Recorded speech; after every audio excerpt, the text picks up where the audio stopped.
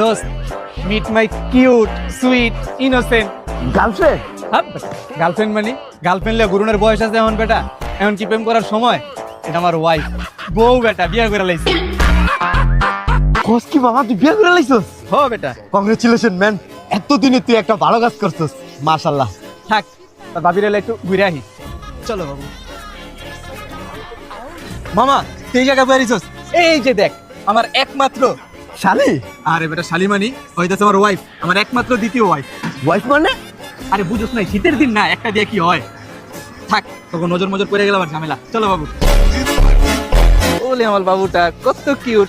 এই মামা কই যাইতাছস বেটা, দাঁড়া। এই যে দেখ, ভালো করে দেখ।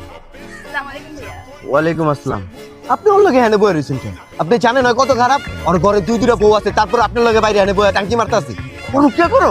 হপ বেটা, ওরও কি মানে বেটা, এটা আমার 3 নাম্বার বউ, আমার থার্ড ওয়াইফ। দেখছস কত কিউট। যা যা বাবুর, আজকে কিন্তু বিশেষ একটা দিন, ঠিক আছে? যে আগে মিষ্টি কিনা লই। কিরে মামা তুই জায়গায় দাঁড়া রইছস?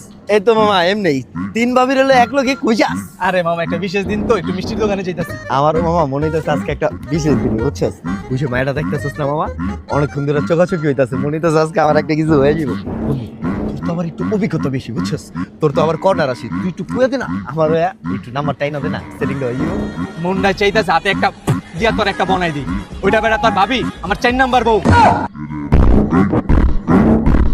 যা যা বাবা যা, তুই এটা বাকি রাখছিস কে? তুই মহল্লার যত ভাই আছে সব মেয়ের বিয়া করে আলাদা, সব মেয়ের বিয়া করে আলাদা, শিশুমের প্রেম করতে এলাকার সব মেয়ের প্রেম করে লাইছিস, আমি বাগে পাইনি। এখন বিয়ে করতেছিস একটার পর একটা, একটার পর একটা। কিছু রাখ, তবু মতো পোলা বেনের লেগে না যুবক সমাজের রাতে শ্যাম্পু তুলে লইতে, বুঝছিস? তাই